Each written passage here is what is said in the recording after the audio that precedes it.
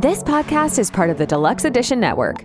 To find other great shows on the network, head over to deluxeeditionnetwork.com. That's deluxeeditionnetwork.com.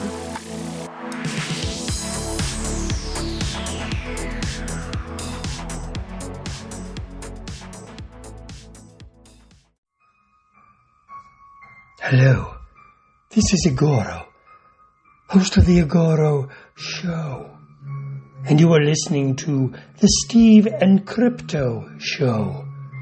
So keep your ears open and your mouth shut.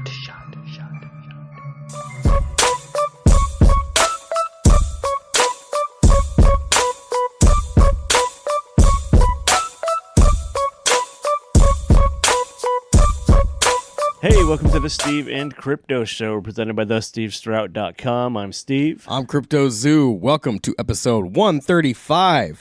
Thank you guys for listening. We appreciate your support. We hope you guys had a great New Year's Eve. Happy New Year. We're already into 2024, and this is the first episode of the new year that we've done. I'm already over the new year. I'm ready for 25. You haven't given this one much of a chance. Yeah, this one hasn't given me much of a chance. Yeah. But anyways. Anyway, you know what is nice to give is your support and your hard earnings. We appreciate it. And I'm not saying that in a bad way.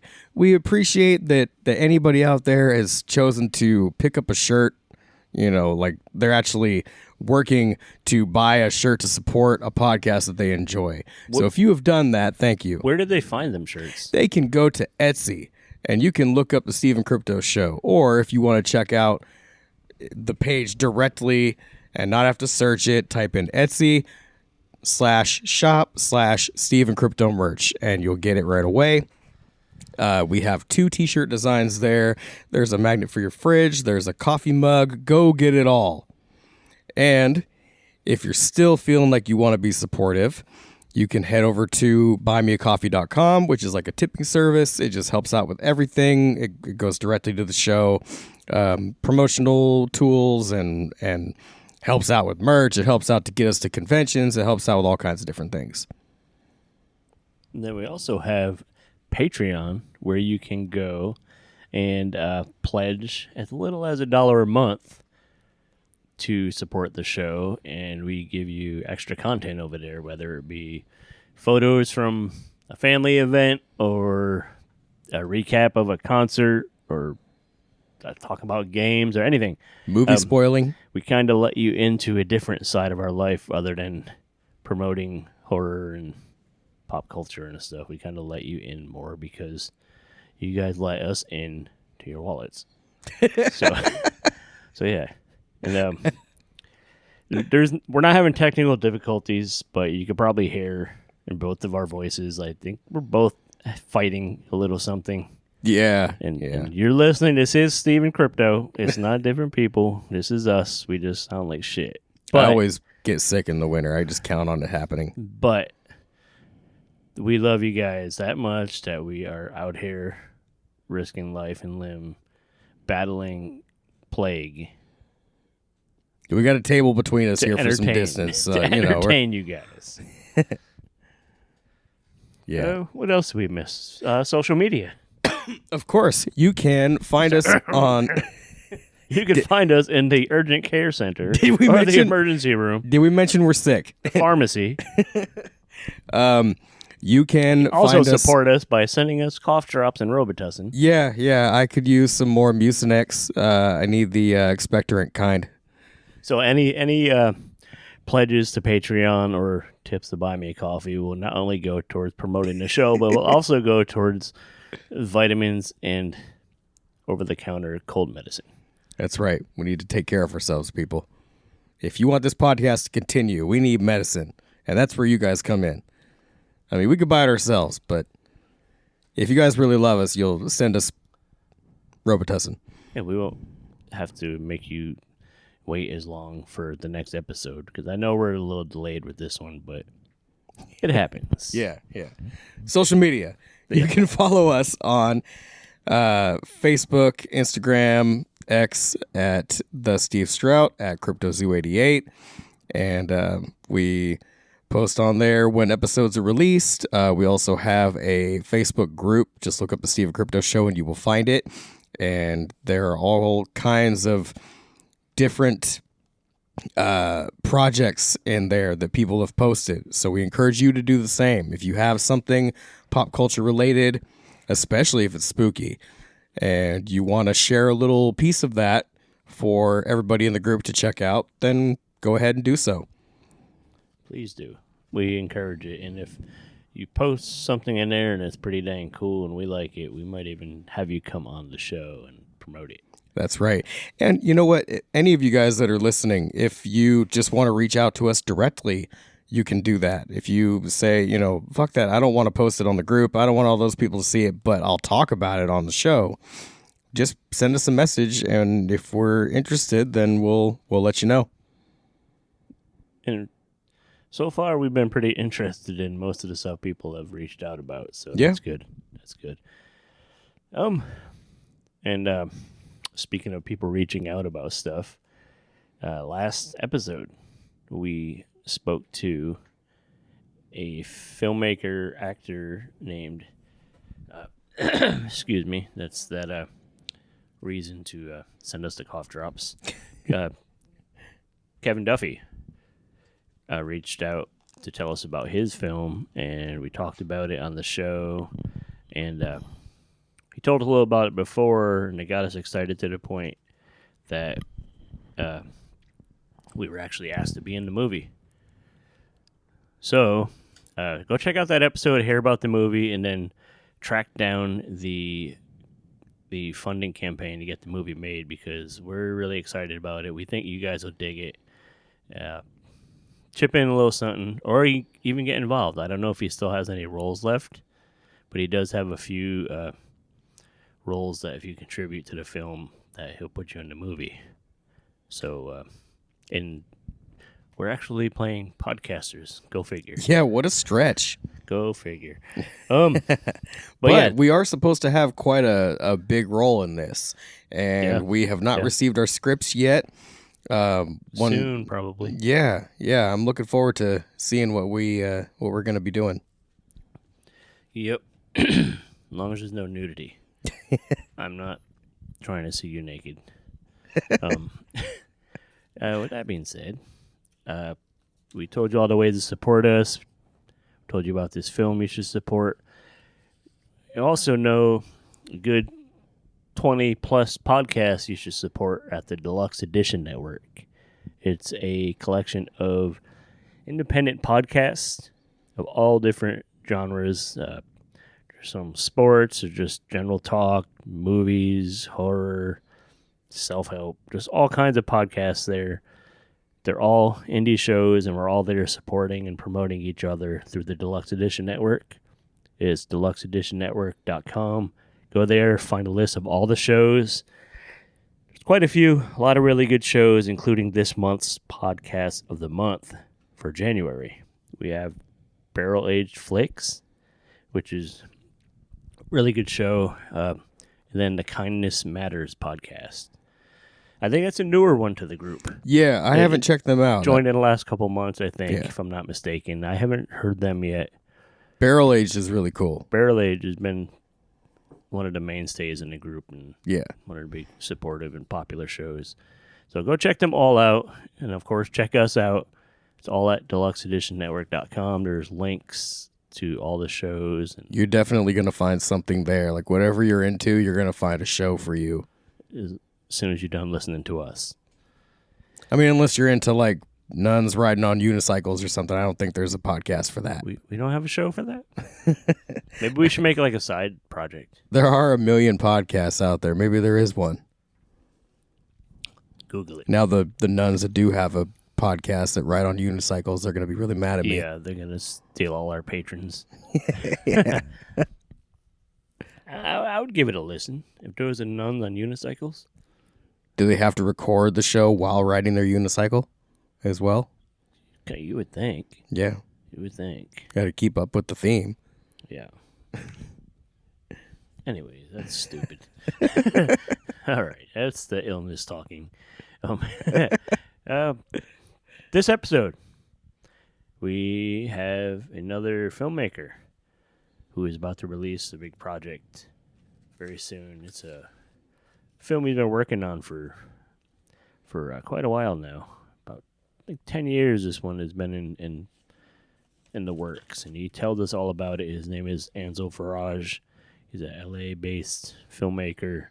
He's put out some pretty good stuff. He's worked with a lot of notable people, a lot of cast members from the old Dark Shadows series and stuff.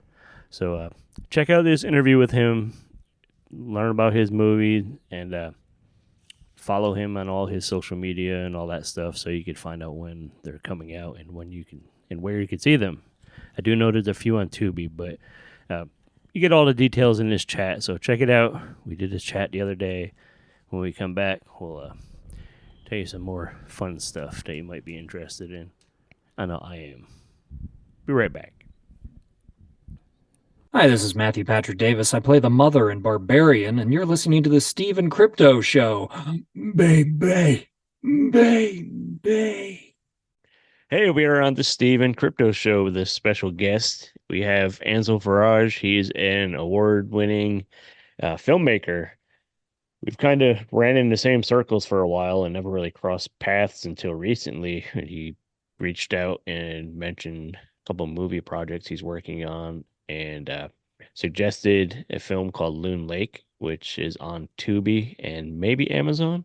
Yeah, and Blu-ray. And Blu-ray. There you go. Get it on Blu-ray. He probably gets more money from the Blu-ray, so he can put it back into his next movie. But yeah, it was a good film, a good thriller, supernatural thriller. Think you guys would dig. If you listen to us, you love horror, and it's definitely a good horror film. So I wanted to have him on to tell us his story, tell us his background, tell us about a couple other films he has, and he has a really exciting film coming up that he's going to tell us about too. And let's just meet Ansel. How are you, bud? I'm good, man. How are you? I'm doing pretty good, pretty good. Sorry this took a while to make this happen, but we got it. We're getting it done. It's not done yet, but we're getting there. All good. All good. All good. So let's just jump right in. Tell us your story. I'm an independent film director from Venice, California, and I basically, when I was 6 years old, I decided I wanted to be a director, and I don't come from an industry family. I had no connections growing up with the industry or anything like that. So I trying to get into Hollywood, working in Hollywood, it always helps to know somebody. But I did it the hard way. And I'm a self-taught filmmaker as well. I tried to get into film school, and they said, you're better off making a movie. There's nothing that we can teach you don't already know, because I'd been at it for so many years, making movies on videotape with my Universal Monster action figures, and just going to town. Yeah, I'm an independent filmmaker, and you probably would know my films Loon Lake or Dr. Mabuza, with the Dark Shadows cast members. Ooh. And I'm actually going through the old Dark Shadow series now. I never watched it in the past, but I'm working my way through it. So it's a lot, but it's good. It's a good show. That's a lot, yeah. Better than the Tim Burton film. Yeah, I didn't hate it. I didn't hate it. It was fine, but the show blows it away. I could see why kids were rushing home from school to watch it, and why it had such a cult crazy following. Yeah, I mean, my gateway to no, don't interrupt as much as you like. My gateway to Dark Shadows was the movies House of Dark Shadows and Night of Dark Shadows from 1970 and 71 that feature the original cast, and they're full-blooded gothic horror films. I mean, they're the closest thing to American Hammer, American style Hammer horror. And I saw those also when I was about 5 or 6. I was far too young, but they scared the hell out of me. Particularly House of Dark Shadows, super violent, and and just intense for my young age. And I didn't get to finish the film for like 2 years because I got too scared and my parents took out the tape. But I loved the way that I felt, and I was just like, I want to do that. And it just, yeah, it just kept me going on the path. Dark Shadows, Creature from the Black Lagoon, and the Claude Rains Phantom of the Opera, which I know most people don't like because they say it's more opera than Phantom, and I kind of agree now, but I love it still because it was my it was the first Universal monster movie I ever saw, and I had no other. um I mean, I know there's the Lon Chaney and the Herbert Lom, and the Robert Englund one, which I do love, but I had no other Phantom film at that time, at that age, to gauge it upon or judge it upon. So it was cool to me. Um, and Yeah, so Universal Monsters and Dark Shadows and Turner Classic Movies. I learned so much from just sitting in front of TCM, when it first launched 30 years ago. Shit, I'm old. And just growing up in front of classic film, and the Maltese Falcon and Treasure of the Sierra Madre, and I love film noir, and musicals. So I just, yeah, I have many influences.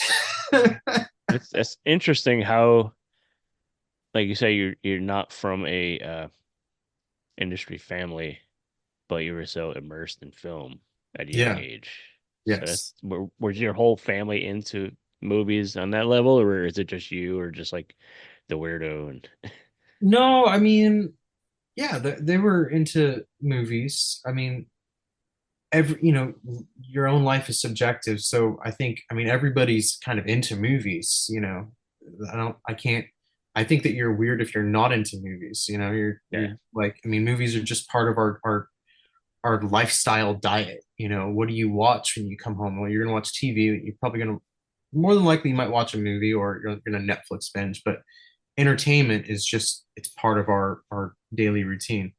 That's so that say all that.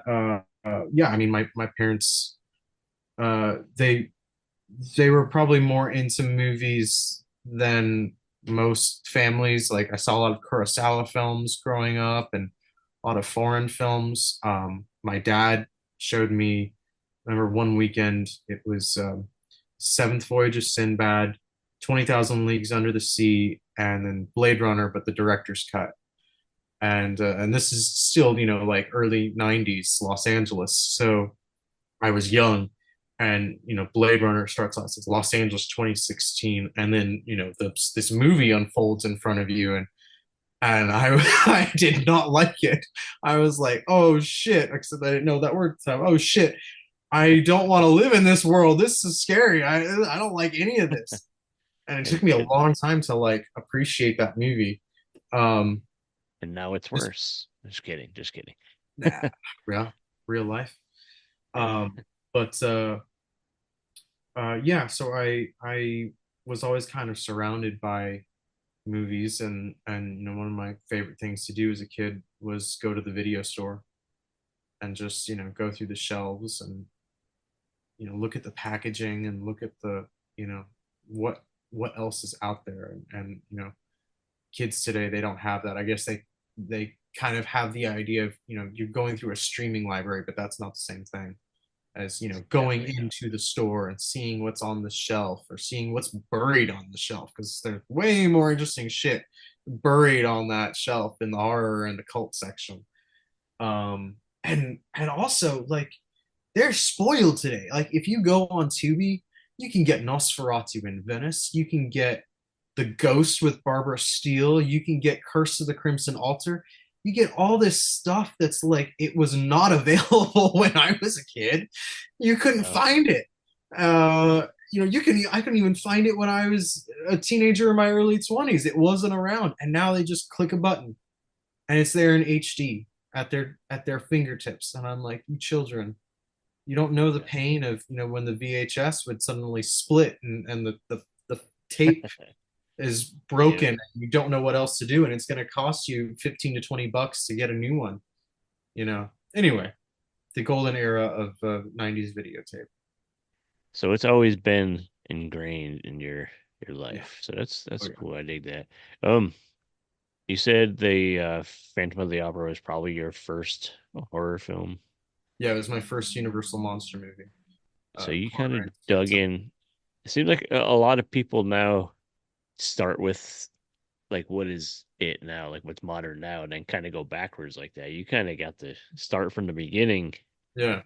and went Well, I forward. wasn't allowed to see, Nightmare on Elm Street or Halloween Right. at that time. The Shining. I really wanted to see The Shining and The Exorcist because I had an older sister, and she would crawl down the hallway backwards and piss off my mom. Stop doing that! And she'd start doing, voices and shit. So I knew what they were, and the curiosity of childhood. Yeah, I want to see them, but I wasn't allowed to. Like the Robert Englund Phantom of the Opera. I remember distinctly that videotape cover, which I now have, and his face is just all like bloody and gory, and he's got a skull mask in front. I wanted to see that tape so damn bad, and my mom Yep. said, "No way in hell! You're gonna have nightmares for a year. We're never gonna get you sleep." Um, so I was started on and I mean that's why they took out House of Dark Shadows midway through because it freaked me out and it's violent. So I was started on the early era of classic horror, and um, and now like I'll see online, people will say, "Oh, what's a good horror movie to watch with my 7-year-olds?" It's not Hellraiser.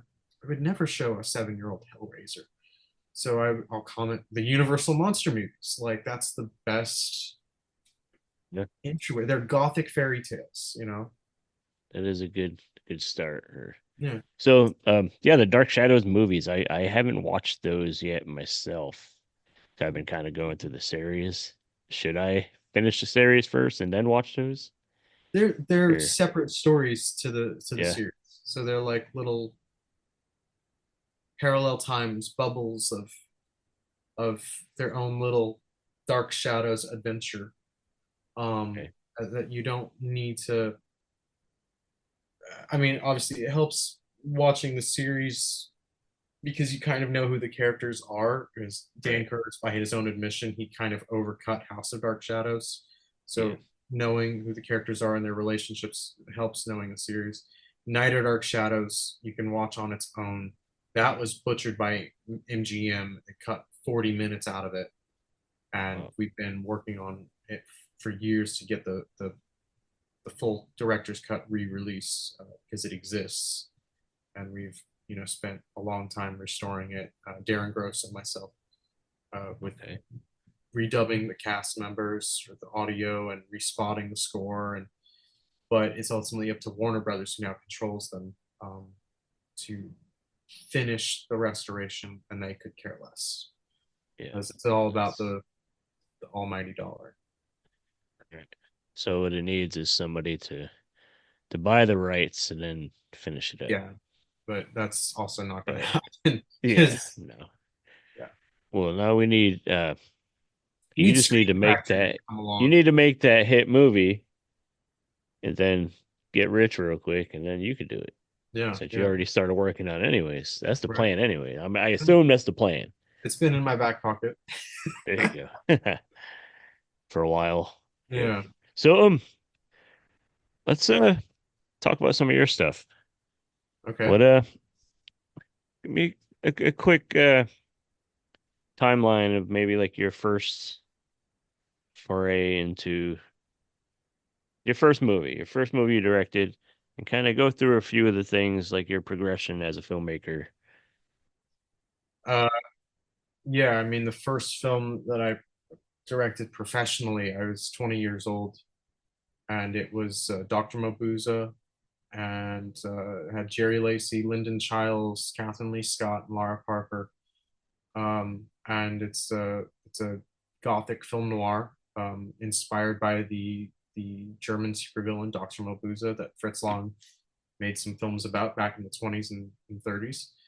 And although it's not a remake, it's my own story, uh, a new story about this guy who really any supervillain in pop culture, in comic books, or movies or whatnot, they're all traced back to Dr. Mabuse. Christopher Nolan based the Joker on Mabuse in The Dark Knight. So I was always fascinated by this character and always wanted to do something with him. And then I wrote a script when I was when I was a teenager, and it was always something that I thought about. And then this opportunity. Well, I didn't go to film school much as I tried, so I was kind of floating and making still like student films and just trying, because what else could I do? And an opportunity kind of arose where I said I'm going to do Dr. Mabuse, and I got a hold of the Dark Shadows actors and pitched them the script, and to my shock and surprise, they said yes. And I was very young, very very young, and I did it all. I had my aunt and uncle's house. I took their garage and I converted it into a sound stage. So I had a blue screen cyclorama, and we shot everything in front of this blue screen. And then I created this world in either miniatures or various period locations around Los Angeles. And suddenly Fangoria magazine was interviewing me, and like everything just started to snowball from there. And I went from being this like introverted kid making movies to like having a spotlight put upon me. And that was a lot. And it was a lot for me to grasp and to sort of transition from if you want to call it the student world of filmmaking to like, okay, now this is real, now it's actually happening. And I had to learn a lot, and I had no money at all. I don't come from a rich family. There's no money, no crew. It was a crew of me, and we did this film. And then we did the sequel, and I can't believe they came back to do a sequel, but they did. And yeah, that was it was a long well, I was 20, and yeah, it sort of put me on the radar, as it were. And so then I started having to, think about everything from a professional stance and learn on the spot, learn on the job. And I know that I've evolved and I have learned.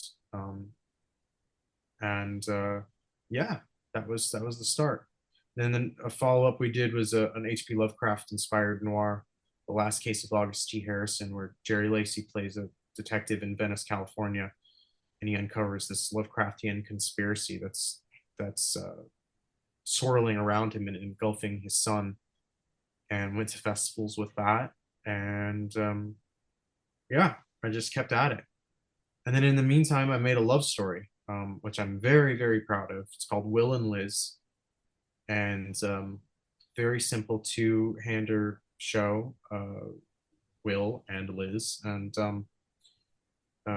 because I needed to stretch myself and show that I'm not just a genre guy, that I don't just do thriller. I can do other worlds of film and other styles of film, I should say. And I'm very, very proud of that film. You can stream it on Prime, you can stream it on Tubi, you can get it on Blu-ray. You can get all these movies I'm talking about on Blu-ray. And they might, there's some of them are streaming, some of them aren't. I've done a lot. I can't keep track of it all. But yeah, Will and Liz, and then right after that we did Loon Lake. So your first professional directorial film you worked with, like you said, like cast members from Dark Shadows and stuff. How much did you learn from working with those folks? Like how? Yeah, well, I think they also, I feel like that it was a mutual learning experience, because they've done. I mean, Catherine Lee Scott was in The Great Gatsby with Robert Redford. Like Laura Parker was in Race to the Devil with Peter Fonda. They've done things. Jerry Lacey was on stage on Broadway. So now coming into a new world of filmmaking technology for them and like digital filmmaking, and Catherine particularly was very fascinated by instant playback, that she could see the take immediately after we shot it versus it's a day or two later and you got to go to the brushes that they'll screen in the projection room after the fact. She could see, oh wow, here's what we just did. They were she was fascinated by that. And um Laura was also fascinated with just how the mechanics of what I was doing, of there's nothing here, we're doing it like a stage show, and then everything we put in after the fact, and my vision for stuff. But I learned a lot about story. I learned a lot about, Lyndon Childs is also in the film, and I had worked with him in a couple student films. Lyndon Childs was on the pilot of The Munsters. He was in Alfred Hitchcock's Marnie. He was on The Twilight Zone. He was in Forbidden World for Roger Corman. He did everything. You name it, he did it. So I had begun working, at least I had some kind of a reference point of directing a professional dyed-in-the-wool actor with him, and working with all of them. I learned more about communicating emotion and communicating the psychological aspects, rather than, well, I want you to say it like this because this will sound spooky, or this will sound aggravated, or whatever adjective you can think of, rather than like, this is what the character is going through, this is the emotion of the scene, and where you're at, where you've come from, where you're going, and all of the sort of the director babble that directors speak to actors. I learned a lot of that. And I learned also just how to handle the Hollywood game, quote unquote, because I had no knowledge that they don't teach you that. That's just something you're just thrown into the fire. And so Jerry, Catherine, and Laura, and Lyndon too, they all imparted upon me sort of wisdom of how to get through this, and how to navigate this, and how to do an interview like we're doing right now, how to deal with public, how to do a press release. Catherine taught me how to write a press release. So I grew. They taught me, just, this is how it is, this is the reality of it, and you either got to buck up and hang on, or you can get swept away by it. And I was very young, and then I think of child actors that there's a reason why most kid actors, when they grow up, they're a bit unhealthy, we'll say. Yeah. Because this is such an odd, ruthless and vicious business. So I learned just basically how do you get through that from them. I learned so much. That's, I'm not even scratching the surface. There's things that you learn that you can't even begin to describe. You change. Probably there's stuff you don't realize that you learn. Like down the road, there'll be an incident, something will happen, and you'll be like, oh, that's what Catherine was trying to explain, or what she's trying to show me. Oh yeah. It just clicks. Yeah. Yeah. And especially, as most filmmakers will tell you, they don't go back and look at their work. And we did, because the 10th anniversary of the first Mabuse film was not too long ago, and so we did this 2-disc special edition Blu-ray that's got all 3 films, all these special features and deleted scenes, and all this stuff that had never been released. And Jerry Lacey and myself and Nathan Wilson, who plays the inspector, we did a commentary track for the first film, and all 3 of us hadn't seen the movie since it had come out. And I'm looking at it, and I'm like, oh my God, there could have been this done, or there's that now I would never do, or I would never place the camera here or there. What are they saying in this scene? But you learn, because you don't know until you know. And that was, that film, I had a theatrical release. It was released in theaters in Los Angeles. And I was 20. Like, that's it was a lot. It was a lot to grasp and to process, but I learned a lot. And I'm grateful for the experience. And it's so fucking wild that it happened. As a 20-year-old sitting in back of the theater watching, engaging reactions and stuff to your film must have been like, must have I felt sick to my stomach. I'll tell you that. yeah, that's I'll what I be was, totally that's what I was honest with gonna you. say. Yeah. I I was was, gonna say I probably would have felt like I was gonna shit myself, but yeah, yeah, sick to my I stomach works. I was sick to my stomach, and not in like, oh my God, what have I done? But just like, what's happening? Nerves. Like, Yeah. what's, yeah, nerves, and what's happened. I mean, there was They're a gonna big, are they gonna they had like a me big or they're gonna premiere. hate me or yeah. Yeah, they had a big premiere for it down at on Coronado Island at this brand new, like, we're brand for what's the word? They just fully refurbished this original movie palace, old school movie palace. So it was all sort of a 1920s setting and everything. And the line, we got there, and I'd never experienced a film of mine on a movie screen or anything, nothing. You know, I'm fresh, and the car took us around the block, and there's this line that starts at the box office and went around the building, went down the street, and and I'll never forget that, just staring out the window of like, no, this isn't for my movie.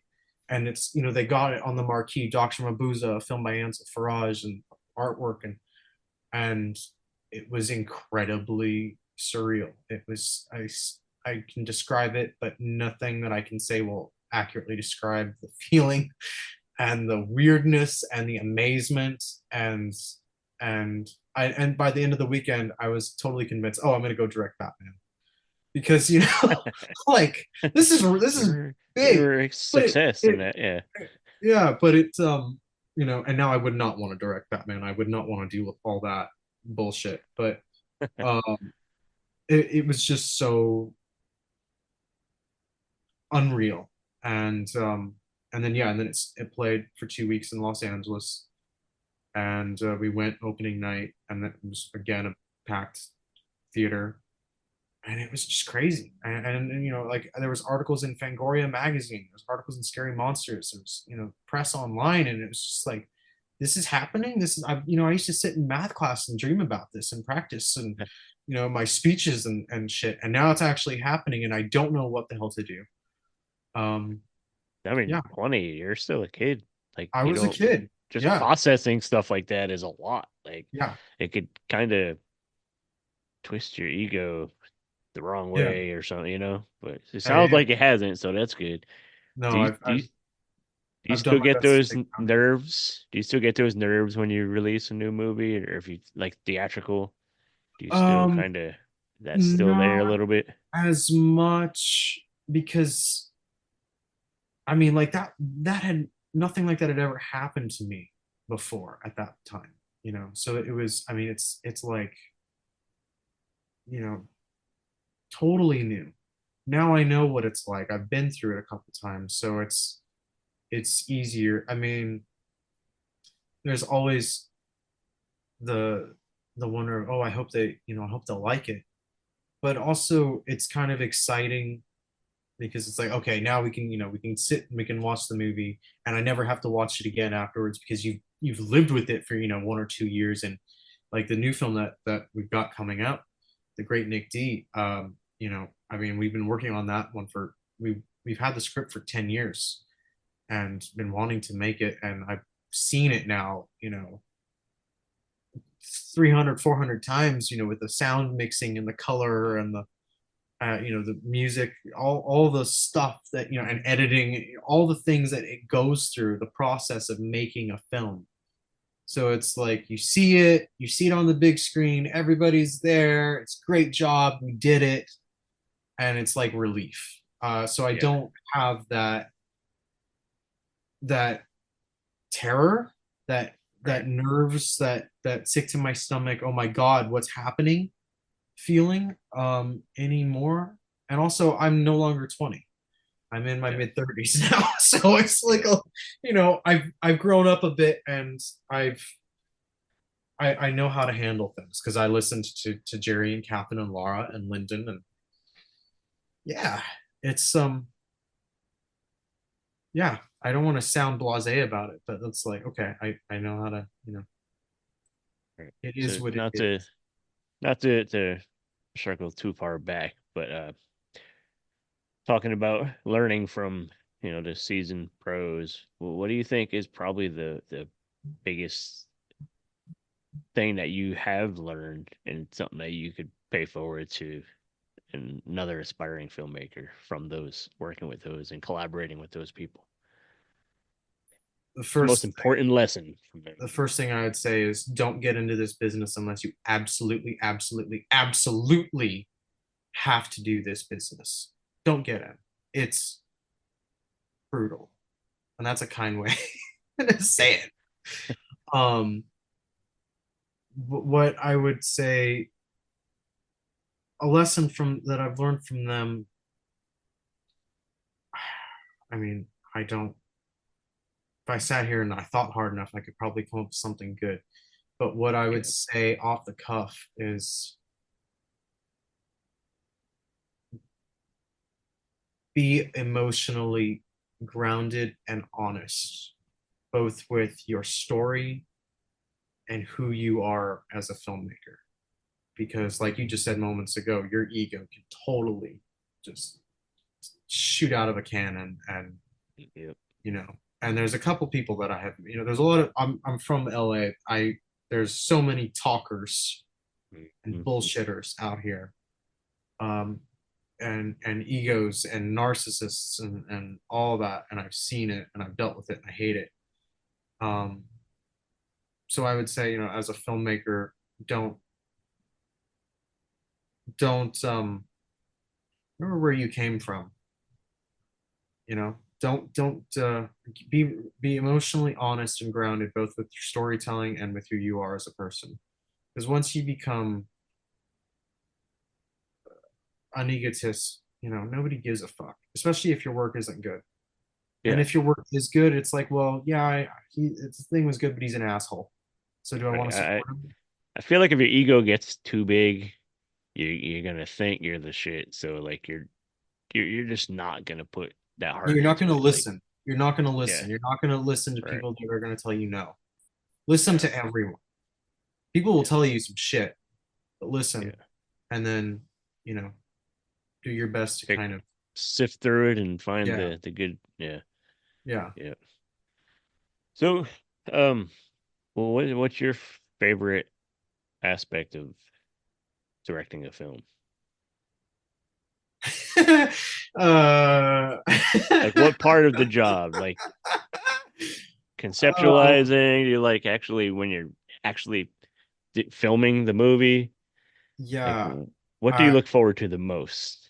God, I have terrible answer. I mean, they're not terrible. They're just gonna make me sound like a terrible person. I love writing when you're in the midst of writing, not when you got to sit down and like, okay, I have it up here in my head, but now I have to like get my fingers to like work and type it. But like when you're in the middle of writing and you've got at least the first draft and you're just going through and you're just like beefing it up and making it. I love that. That there's something fun about that. It's like because it's just you and the story and what's in your mind, and you're not dealing with, okay, now we got to get production insurance, okay, now we got to deal with SAG, okay, now we got to get, food is going to cost us, $800 for the day, okay, now we got, oh, the sound guy dropped out, well, who are we going to get at the last minute, oh shit, all that stuff. It's just you and the story, and it can be anything, and the possibility is there, and you don't know who's going to play the parts, and it looks like $1 million in your, or more than $1 million in your mind, and it's the greatest thing in the world. It's usually not, but in your head it is, and there's that possibility. I love pre-production when you're scouting the locations and you're casting the actors, and again, you haven't made the movie, so anything is possible. It's there's a brand new horizon in front of you, and that's such a fun, like, Christmas Eve feeling of Right, like right. what can be. Yeah, Filming itself, um, that excitement I before the family shows up and ruins the weekend. Yeah, although I like when you're in the trenches and the sun is going down and you've got 3 shots to go, and it's a 5-page scene, and there's 3 setups within that scene, and like you've got 1 hour to get it, and you got to get it now. I thrive in that environment. I don't know why, but I do, and I that's just like the army general in me just comes out, and it's like, yeah, feels great. Um, I hate editing.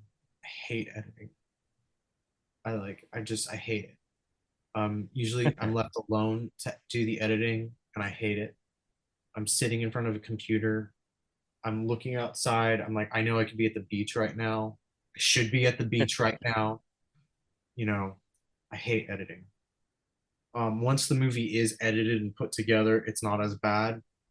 Usually you look at the first cut and you hate yourself. And you're like, oh God, never going to put myself through this again. But it's usually not that bad. It's just like, oh, there it is. Okay, that's what it is. You can't do anything else about it. You can go reshoot something, but usually you shouldn't. You should get it in the go, especially the independent side of filmmaking. You don't have opportunities to go and shoot something new or reshoot or retake. Those are luxuries. I'm not. I don't have the resources for, because I don't have. I mean, my stuff is it's financed usually by me and my friend. We don't have money. We don't have investors. We've definitely tried, but that's a whole game unto itself, which I'll spare you. But yeah, I editing is awful. Post production is kind of fun, because then the movie exists and you don't have to deal with the sound guy dropping out at the last minute or whatever. And you're dealing with the color and the music and the sound design and all the stuff, and then it's out, and then it's okay. Now you got to just remind everybody that it exists for the next, till you drop dead, and watch my movie, streaming, check out my Blu-ray. But I guess pre-production is the most fun for me, or it's the time where I'm like the happiest, because anything can happen.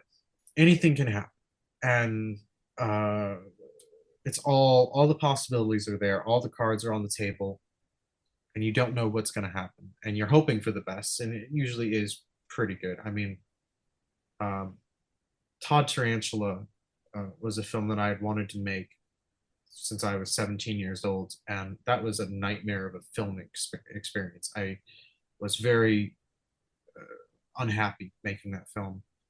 It was very stressful. The Great Nick D was another film we wanted to make for a decade, and it was a lot. It was like a 6-month shoot, and 50 actors and numerous locations and a lot going on. It was a lot of fun. And you know, each film comes with its set of challenges and has its ups and downs, but that's also life. It has its ups and downs, and at the end of the day, what the hell would I rather be doing? Because I've done reality. I've managed a hotel kitchen. I've bartended. I've bussed tables. I have, waited on people, and it sucks. It's awful. I would, and when I was doing it, I'm like, why am I not on set? Well, I'm here to get the money to go make my film. That's what I'm doing. And yeah, when you're on set making a movie, well, case in point, on the Great Nick D, we shot just from the beginning of April, and then it was the end of June, and we went on a 2-week break before we resumed, and we ran to the beginning of September. So we just wrapped, and I was at the beach, and it was like the very next day, because I love the beach. I'm from Venice, and what can you say? Um, and I was just like floating in the waves, and I'm like, yes, like I know my place in life. Like this is, what else would I rather be doing? That's a very long-winded answer to your question. I'm sorry. So you're either on set or at the beach. Yeah. That's all you need, and you're good. There you You're go. good. Paycheck and a So paycheck. a paycheck, yeah. Paychecks help. So the great Nick D, you want to tell us about it? The Great Nick D is the heartwarming tale of a washed up porn star, now a Venice Beach nobody named Nick D. He was known as Nick Dick in the 90s. He's and he's on an odyssey to restart his mainstream acting career, not a porn acting, but mainstream, to reclaim his long lost love, who's now basically the equivalent of Meryl Streep. So it's a comedy drama with a musical number. David Selby is in it. Catherine Lee Scott is in it. She's sort of an antagonist. Lara Parker, in her final film role, she sadly passed 3 months after she shot her footage, is in it. Lisa Richards is in it, a very funny part. Olan Jones, who's in Edward Scissorhands and Miracle Mile and Natural Born Killers, she's in it. Very funny character role. Director Sam Irvin is in it. And a bunch of actors that have been in some of my past work. We brought them back to play all these little supporting bits, and Nathan Wilson, who's been in Loon Lake and Mabuse films and stuff. He plays Nick D, and Nick Hatton is his real name. And it's been a project that we've been talking about for as long as I've known him, for 10 some years, and it was going to be a web series at one point, and it was going to be a short film, and then we said, hell with it, let's just write it as a feature. And so we've been just continuously wanting to make it, and send it out to many prospective investors and people and whatnot, and everybody said, you just got to go indie with this. Nobody's making comedies anymore. It's not a superhero comic book action film. So we just did it ourselves, and it was a 6-month shoot, and we're aiming to do the festival circuit with it this year, and it will come out on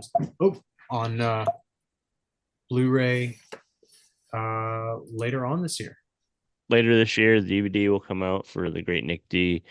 Do you have like a website or a page or anything set up so people could follow the progress? Or Yeah, I mean, all of my work is on hollinsworthproductions.com, HOLLINSWORTH Productions.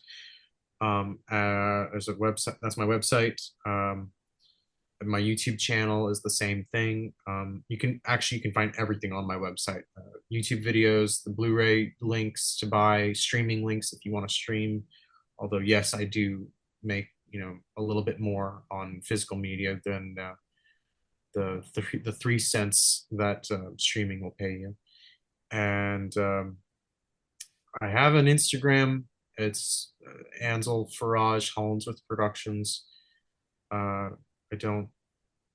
I'll post on there occasionally. But yeah, I mean, my website would be the best place to find whatever it is that you're looking for regarding my work. And yeah. so do you have any other exciting ideas you could touch on a little bit that are coming down the road after Nick D? There's a pile of scripts, man. We'll see. And I mean, I'm hoping to get a certain project up and running this year. I will refrain from saying what, Right. but it is more in the horror genre line of things. And Okay. yeah, I mean, I've just been dealing with the great Nick D since last March. So it's kind of taken over my life right now, and we're in the final stages. As a matter of fact, right before I got on with you, we got our last cues of score for the film. So yeah, we're going to do a final mix and just get it ready to go. Nice. You want to mention any of your crew or who scored the film, or any of the people that deserve some love for the hard work they're putting in with you? Yeah, I'll shout out our cinematographer Robert Murphy. He is a fun, crazy guy. He We shot the film, anamorphic lenses, and it has a. I told him I want this to feel like an Altman film, Robert Altman, we like we'll be in color correcting, and he'd be like, "Hey, I just watched The Legend of the Seven Golden Vampires." I'll be like, "Oh my god, that movie's terrible. You got to watch Brides of Dracula." And then we like go off on like a whole film geekery thing. Oh, the Spirits of the Dead. Well, Fellini's segment is the best, but I still like the Louis Mal one. And we just riff, and everybody just stares at us because they don't know what we're talking about. But he's done an incredible job with lighting everything, and the way that we've shot the film, and it feels like we shot it on a red Komodo in 6K, but it feels 35 millimeter, and just has a beautiful retro cinematic style and texture. And he's done, I mean, incredible. He's a fucking wizard, I have to say.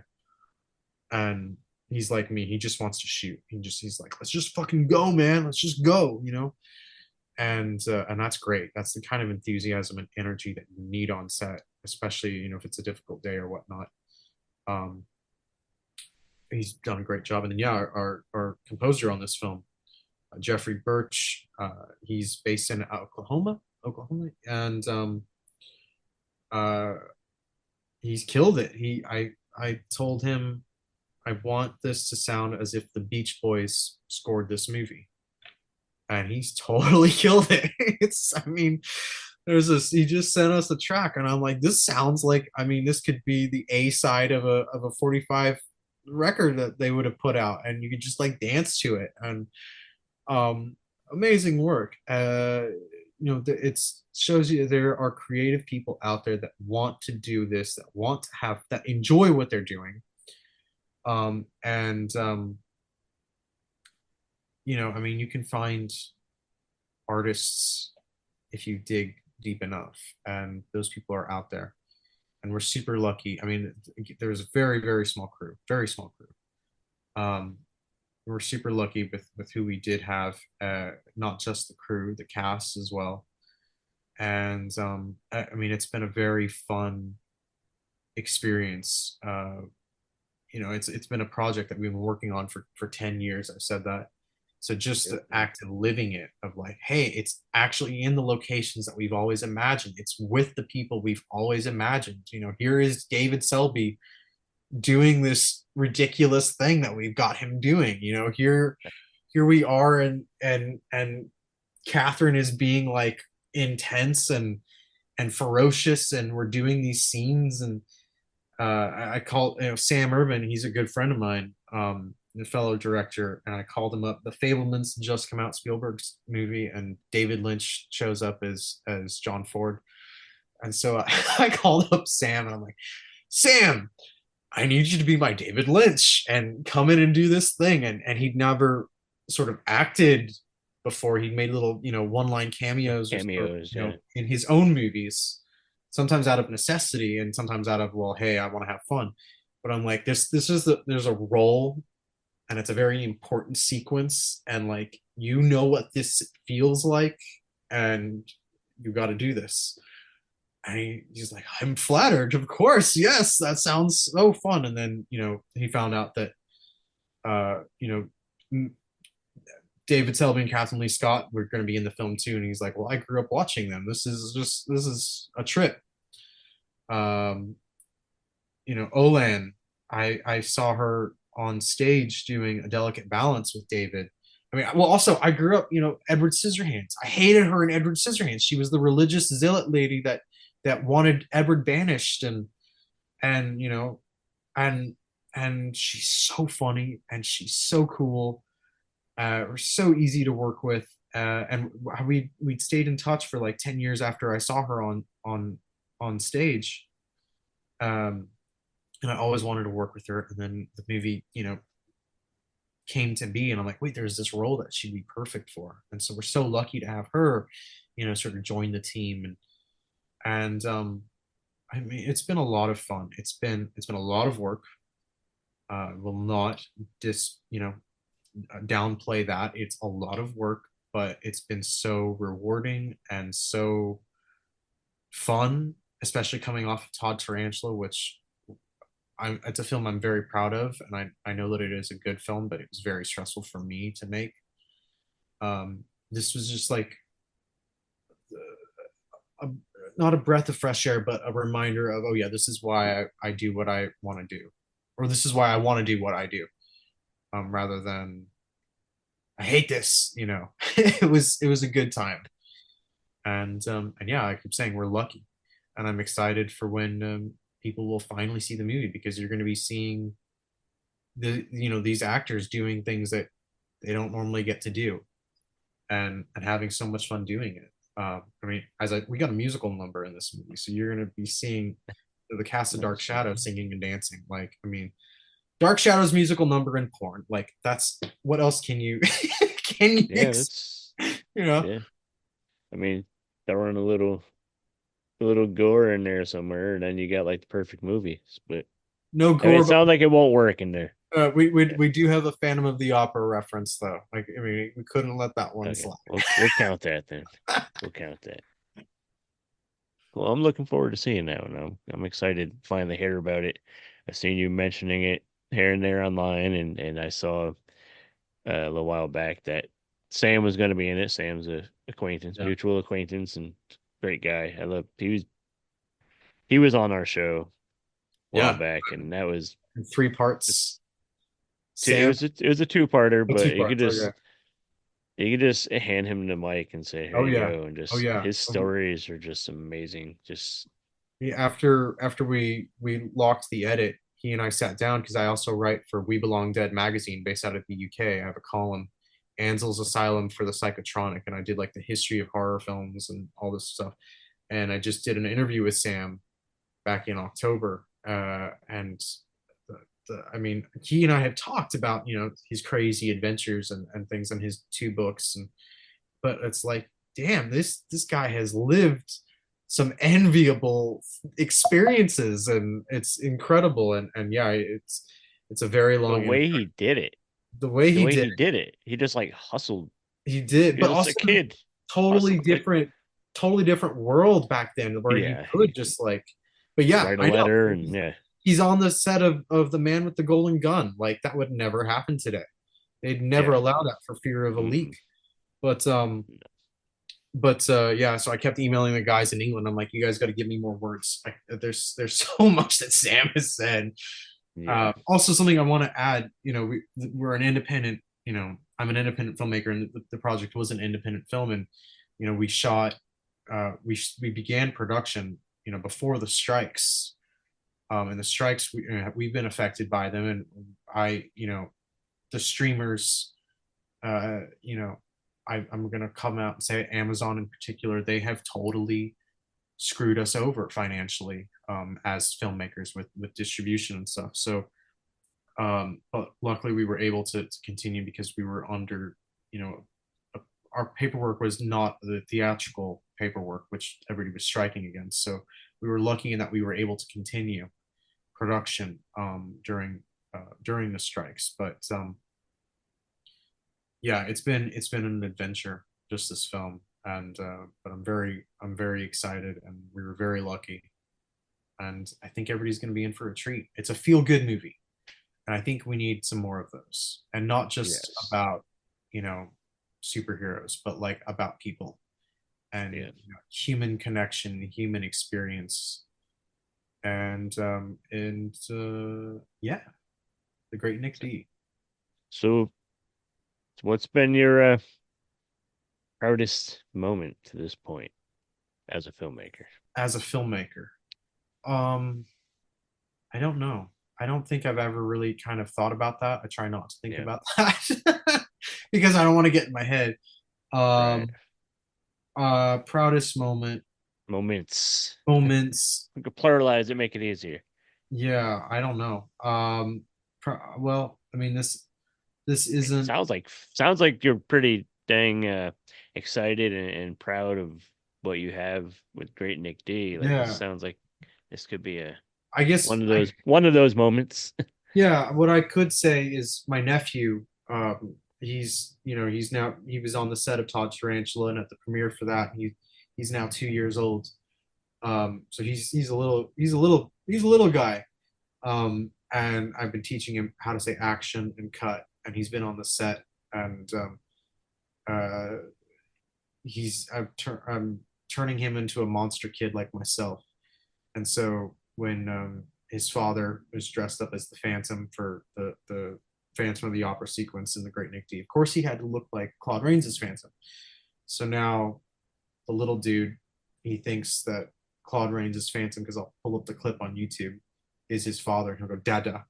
And what does the Wolfman say? And, oh, and he howls and stuff. And so he's been on set with us. And I say, okay, now what do we say? And he goes, action. And I'm just like, he's going to direct just like his uncle. So that's my proudest moment.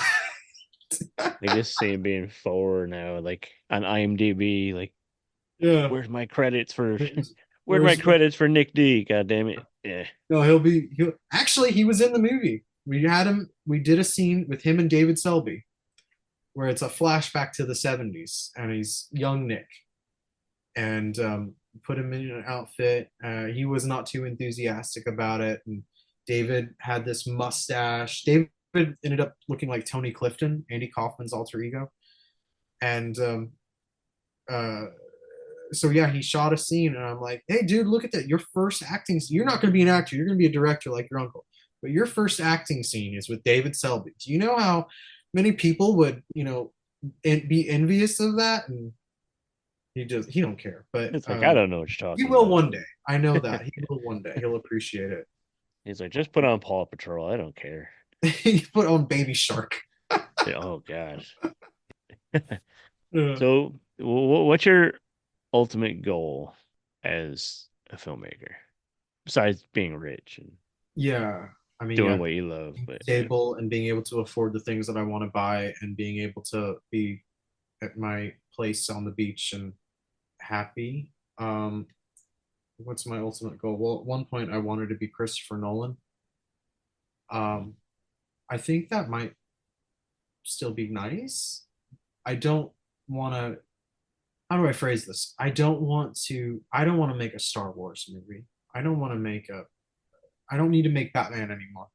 I don't need to make these franchise tent poles where you are just part of an assembly line. That's not fun to me anymore. I want to make the movies that I want to make with the people that I want to make. I mean, well, I want to make the movies that I want to make and get paid to make them. That would be really nice. that's a perfect goal right there. Yeah, right That's there. that's What's the end game? I could tell you, I want to make Phantom of the Opera the way that the book was, and not, the glittery romance of the musical. And do it on location with IMAX cameras and dark, scary mystery ghost story that it should be, that it always has been. And I've wanted to do that since I was 6 years old. So that's where all this is heading. And we'll get there. It's going to be a couple years, but yeah. I got a feeling you might already have some stuff down on paper, getting to work on it. But one more time before we get ready to wrap up, is there anything else you want to throw out there to people? Any other projects or anything you're working on besides movies that you want people to support or look at? well, I mean, yeah, you can check out my magazine column, Ansel's Asylum of the Psychotronic in We Belong Dead magazine, which you can order off of their website and off of Amazon.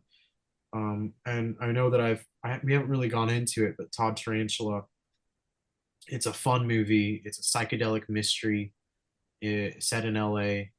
There's lizard people, there's time travel, there's a mysterious dead body, there's a motorbike, there's drug use, there's sex, drugs, rock and roll, bar fights. There's lots of fun. And that's streaming and on Blu-ray. And I am proud of it. It was stressful. So if you go and check it out, it makes all the stress more worth it. And yeah, and the Great Nick D will be coming soon this year on physical media. Are you gonna do theatrical, hopefully? I Plan? mean, theatrical is so difficult now. That's why Yeah. I'm grateful that the first Mongoose did get a theatrical release. Right. So I mean, we'll see. I mean, we're gonna do some festivals, so you could see it there, and on a big screen. But theatrical goes into. I mean, then you got to market it, and then that's more expense, and you got. I mean, it's a whole other can of worms. So But basically, it would take a studio seeing it on a festival and throwing some money at it and saying, "Okay, let's put it out there." yeah, you could, but then you could also end up getting screwed that way too. I'd rather have control over it myself. So it will be on physical media. It's in the middle of the year, we'll say, if not the early fall, which sounds like it's a far off way, but it will be here soon enough. And yeah, yeah, check out my other work, Will and Liz. That's a love story. Very, very, that's my favorite movie I've ever made. I'll say that. It's my favorite film.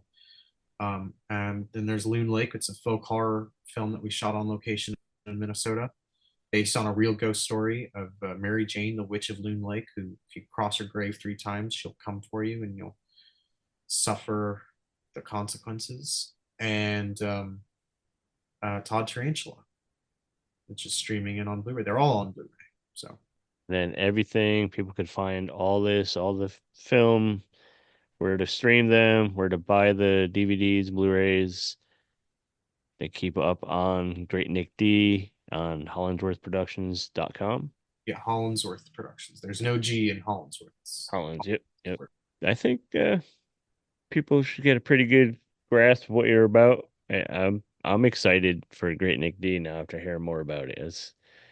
That's good. Definitely excited to see Sam's cameo, or actually as a role. He's a role. It's a role. Oh yeah, good role. it's a role. Did he nail it though? Oh yeah, he was. I told him, I said, and I know it's because he's a director, so he deals with the same thing that I have to deal with. I'm like, damn, you matched continuity in every take, in every shot. So when I cut it all together, if you put your hand on the table at this moment, you matched it at the other angle, and if you picked up your pen at that moment, you matched it on that angle. And thank you so much for that. And he goes, because I've seen other actors not do it on my stuff. And I'm like, yeah, I knew that you knew that the pain of, actors get lost in their heads and all they care about is their hair. And he's bald like me, so all he's focusing on is his continuity. Yeah. I'm really honestly surprised that he hasn't acted in more. Just because like his energy and like his personality, it's like this dude should be on stage or something. Yeah. Right. Apparently we've kickstarted a whole new career for him because after that, and he said, "Oh, I'm in this movie." And we put up a picture of him with all of us on set as he started getting offered some roles in some horror movies and whatnot. I'm like, well, we landed you first, and I'm proud that we got you first. Got him first. Yeah. Awesome. Cool, man. Angel, it was good to finally catch up. Took us a while. We'll definitely keep in touch, and we're gonna do this again sometime. Let me know. That's for sure. We'll Let me know. definitely love to have you back. Ansel Faraj, HollinsworthProductions.com. Get all the details. Check him out. Check out his stuff. Like I said, I've watched Loon Lake already, and I really enjoyed it. Todd Tarantula is in my watch list on Tubi, so it is on Tubi. Everybody, I know a lot of us swear by Tubi, but go buy the DVD first. Or watch the movie. If you like it, then buy the DVD.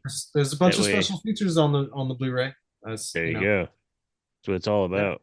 Physical media. All about, man. Love physical media. Takes up too much of my house, but it's okay. Me too. It's okay. Cool, man. Thank you for hanging out, and we'll chat soon. Thank you, man. Hey, this is Dr. Gangrene. You're watching the Steve. No, you're not. You're listening to the Steve and Crypto Show right here on whatever network you're on. I don't know what you're on. Don't ask me. I can't see what you're doing, but keep listening and tune in next week for more cool content on the Steve and Crypto Show. And we're back. Thanks again to Ansel Faraj for being on the show, and hope you guys enjoyed the chat. Yeah, I'm hyped to see that movie, the Great Nick D. I want to see Sam Irvin, who is one of my favorite guests, of course. Actually, I mentioned his interview that we had here on the show with him, because I put out over on Dusty Strout I put out a little piece about my sort of like a mini year in review where I kind of mentioned a few of my highlights from the year, and I mentioned, of course, talking with Svengoolie. Yeah. And I mentioned talking with Sam. I mentioned our Halloween episodes were highlights, and I mentioned, getting some acting roles and voice roles, and been writing for some publications. I didn't really get a chance to ask you so quickly. What were a couple of your highlights, other than stuff I sort of mentioned? I know the Halloween shit and Oh yeah. certain interviews. Yeah. I mean the Halloween episodes as a whole, but it Who you was calling a-hole? it was nice to have like a variety. It was cool to have 4 different episodes this year, or well, last year. Especially nice having Kung Fu Vampire as one of the guests in the Halloween specials. Being one of my favorite artists. I don't know about 4 next year, but we'll see. Yeah, it was a lot. Maybe just 2 really big ones. We'll see what happens, though. Like, this year wasn't even meant to be 4, but then all this cool stuff started potentially happening, and I was like, fuck, let's do 4. Yeah, and sometimes the timing for certain guests just is better around that time. That's just how it works out. So there's like the Svengoolie one. It was like, can you do this day at this time? And it was like, fuck, I'm gonna have somebody cover part of my shift at work so I can leave early and fucking interview Svengoolie, because I wasn't, like I mentioned in an episode, I've been trying and waiting since we started the episode. That was like one of my bucket list guests. Yeah. And it took fucking 3 years. And I remember being in the work van when when you had that set up, and I took a break real quick and like got on my phone we're trying to try to connect with you guys, and it was just too bad. It wasn't going to work. And it was weird because we had to like stop, like we were trying to switch it up and get it going. It was a mess to make it happen, but we made it happen. Yep. And it was like they were doing like a test of like the emergency fucking broadcast system thing too, like nationally. Yeah. And fucking everybody's phones were going off and everything. Like that happened like right before we started recording, because we were having internet issues, so we had to switch over from the Zoom session to make it a phone thing, which it sounded pretty good. I'm happy with how it sounded. Yeah. So in the future, if that's ever an option that we have to just do a phone interview, we could do it. I just like the face-to-face thing, though. Yeah. Yeah. But, so yeah, Halloween stuff. Yeah, the Halloween episodes. Chatting with Doc from Z Nation was really cool. He's really nice. I'm still waiting for God Farts to come out. Yeah. I actually was messaging him literally earlier this morning about that, because I found like a funny meme or something on Instagram about not appreciating farts or something, and it's how it's, if you don't think it's funny, but I think I sent it to you too. Yeah, you did. But I sent it to him, and I was like, God farts ? And he replied, and he laughed. He thought it was funny, and I was like, so what's that? Been trying to find that, and he said it should be coming to YouTube soon, and he's gonna post it, and he'll let me know. So I want to see it. Yeah, we'll probably post it. I mean, if it's gonna be on YouTube, we'll post it in the group when it's out. He has a good look to play a farting god. Yeah, yeah. So Doc, Halloween. Yeah. Anything else come to mind? Like, not to discount any of the guests. Like, I've loved chatting with everybody that's been on the show. And we just worked all day. It's been a long day, so like right now I'm really you on the spot. Yeah, right now I'm like I'm mad at myself that I can't think of some names that I would like to say. I'll tell you what. Let's make it a point. One of the next couple episodes, we'll maybe take time and talk a little more. I don't want to leave anybody out, I guess, is kind of how I'm feeling. Shit. Like, I don't want to say one and be like, oh, shit, I forgot about so-and-so. Have you seen my post? I don't know if you might have looked at it on the Steve Strout about my highlights of the year. Yeah. Like, I left a lot of things out, but I made sure to make it clear that, like, you know, I love all the guests that we've had. And, Yeah. you know, like, it was cool having Matthew Mark Hunter on again. Like, he's kind of like kid that really got me into acting, to be honest. Yeah.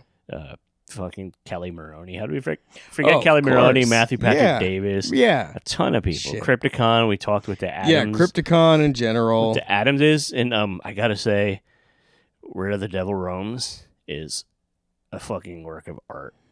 That movie is fantastic. I watched it over the weekend, and like last weekend, and I haven't fucking been able to stop thinking about just visually, it was fucking beautiful, and for just a small budget, they like it's indie fucking filmmaking at its finest,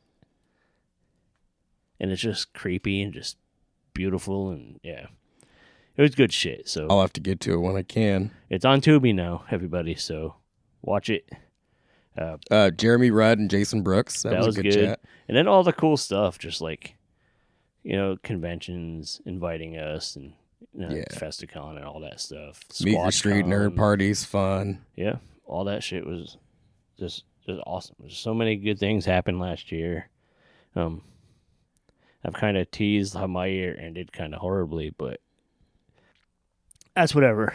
Overall, all the stuff that we got into last year was fun. It was awesome, and we're hoping to carry over into this year and do that with you guys. Bring you guys along for the ride and have some fun. So fun, we're going to have some more. You guys have been playing along with us. We've been, you know, taste testing coffee and stuff from Expedition Roasters. They sent us another package. We got another batch. Fucking love those guys. We're excited. I'm ready to dig in and try that stuff. So we're going to do it again. We're going to go through and try the shit and tell you guys about it as we drink it when we record. I am turning into such a coffee nerd now. Sarah got me an espresso machine for Christmas. Hell yeah. That's like my thing that I think about during the day. I'm like, oh, I'm going to go home and make another cup of espresso. Nice. It's funny, the little things that get you going. Yeah. But expeditionroasters.com. Go check their site out. Check out some of the coffee blends they have. Use our discount code if you buy any. It's Steve Crypto. And yeah, do that. And we also got a package of treats from Galactic Druid, who which we talked about their stuff recently. We met them at Grit City Comic Show, and they let us test some goodies, and then they sent us a whole nother box of them. So we're going to fucking hype that shit up. We're going to give some away to some of you guys. If you're into that ASMR stuff, go back a couple episodes, and you can listen to us crunch into the microphones very loudly. It's so weird to me that people are into that. Like I just thought it was funny to do it. Yeah. But it's weird. But yeah, we'll have some treats that we'll share with you guys, and we'll figure out a way to get it to you and give it to you. And you know, we like to do giveaways. Ooh, you know what you could do? You could go to your favorite streaming app, whichever streaming app allows you to write reviews. Most of them do, but you could leave a review of the show. We would greatly appreciate it. And if we like the review, we might send you something. There you go. Whether it be some candy or a movie or sticker pack or something like that. Yeah, we'll send you I don't know. We'll send you fucking something. But it helps us out. You know, positive reviews help the show and helps us stand out there more. So, yeah, I mean, as long as it's a positive review. If you send a bad one, we ain't sending you shit. Don't get on there talking shit. If that's the case, fuck you. But if fuck you in advance. If you write a positive review, then you just might get some something. That was a container of candy. That was not him shaking his nuts or nothing. So. That would be a concern if they made that noise. With that being said, stay tuned. We're going to fucking tell you guys about our delicious treats that these wonderful companies are sending us. Galactic Druid Treats, Expedition Roasters, both awesome companies. Look them up. We'll make sure that their links are posted in the show notes. Thanks again to Ansel Faraj for telling us about his movies and some of his history and stuff. He's an interesting dude. It's cool seeing a young dude that's so passionate about the classics. So that was fun talking to him. I wish you could have been there for that one. But it was just timing and one of those situations where like, okay, we got to do this, so let's get it done. But there'll be more. Lots of other great guests in the future. Oh yeah. Lots of great guests in the past. If any of you guys listening have anybody that you think we should try to get on the show, reach out, let us know. Yeah, realistically. Yeah, like we're Quentin Tarantino ain't going to come talk to us. Yeah, probably not. Maybe, I don't know. I think we'd have a better chance. Tell you about his foot fetish. I mean, if he wants to come on and talk about that, it'll get us some fucking listens, that's for sure. Yeah. Quentin Tarantino's foot fetish will get us numbers. But yeah, if you have someone in mind that realistically could be possible, or if you somehow have a connection to somebody that you think might be down to chat with us. Or if you are somebody that is doing something cool. Yep. Let us know. Yeah. I think with that being said, it's time to remind you guys the places you could go and show us love. Patreon.com/SteveCrypto. BuyMeACoffee.com/SteveCrypto. Etsy/shop/Steve and Merch. Go get you a shirt. The Facebook group. Just search Steve and Crypto Show and it'll pop up on there. He's CryptoZoo88. I am the Steve Strout. It's on Instagram and X. I'm getting better at saying X. Yeah. Go get yourself some Expedition Roasters coffee. Tell them we sent you. And the code, there's a code. Yep. You get a discount. It's Steve Crypto. That's right. My dog wants to say hi. Hold on. Did you hear him? Yeah. Through the thing? Oh, yeah. All right. That was Hero. Yeah, that wasn't me. He's our second that guest was me. today. Yeah. So, yeah. We love you guys. Thanks for showing us love. Keep listening. Happy New Year. Happy New Year. Come back and listen to us. Enjoy our free treats, and then we'll probably share some with some of you guys. And, yeah, let's make fucking 2024 fun, and let's keep this adventure going. Yeah. And invite us to conventions, events. We want to come, and yeah. Spread the word. Spread our gospel. The gospel. I can't even say gospel right now because my nose is so, like, stuffy. Spread the gospel. Yeah. All right, guys. We've been the Steve and Crypto Show. Thank you. Peace.